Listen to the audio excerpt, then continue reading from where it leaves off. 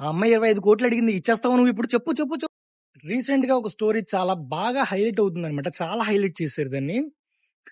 అదేంటో నా ఫ్రెండ్ విషయంలో చెప్తాను. నాకొక ఫ్రెండ్ ఉన్నాడు. నా ఫ్రెండ్ వాడికి ఆల్రెడీ పెళ్లయిపోయింది. వాడొక అమ్మాయిని తగులుకున్నాడు. ఆ అమ్మాయికి కూడా పెళ్లయిపోయింది. అయితే మొత్తానికి ఇద్దరికిద్దరు I love you, I love you కూడా చెప్పుకున్నారు. I love you, I love you అంటే నువ్వంటే నాకిష్టం అని వీడు చెప్పాడు. నువ్వు కూడా నాకిష్టం అని చెప్పి ఆ అమ్మాయి చెప్పింది. 2 బానే ఉన్నాయి. ఓకే. ఇద్దరికీ నచ్చి ఇద్దరు కూడా అయిపోయింది. జరుపుకున్నారు. అంతా ఓకే. బానే ఉంది.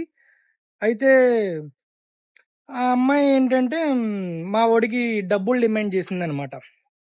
సంథింగ్ ఏదో ఒక చిన్న గొడవ వచ్చింది. చిన్న గొడవ వస్తే నాకు 25 క్రోర్స్ కావాలి. అప్పుడే నేను నిన్ను వదిలేస్తాను అని చెప్పి ఆ అమ్మాయి డబ్బులు డిమాండ్ చేసింది. డబ్బులు డిమాండ్ చేసింది కదా! అలా అని చెప్పి వీడికి తప్పులేదంట్లా.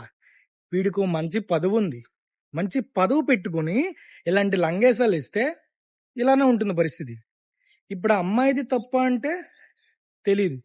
ఇప్పుడు మా ఫ్రెండ్‌ది తప్పా అంటే తెలీదు. మొత్తానికి నేను చెప్పేదేంటంటే,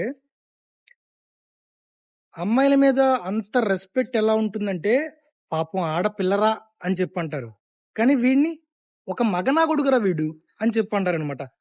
ఒక ముల్లెళ్ళి ఆకు మీద పడ్డా, ఆకెళ్ళి ముళ్ళు మీద పడ్డా బొక్క ఆకే గదా! ఇది మన బాయ్స్ అందరూ తెలుసుకోవాలబ్బా! ఇయన్నీ తెలుసుకుంటే నెక్స్ట్ ఫ్యూచర్‌లో కొంచెం తిన్నంగా ఉండడానికి ట్రై చేస్తారు. ఒక అమ్మాయి మనల్ని టచ్ చేసినా పక్కకెళ్ళే రకంగా ఉండాలి గానీ, వేరేలా ఉండకూడదు. Thank you so much. ఇప్పటివరకు నా సోదంతా విన్నందుకు బాయ్.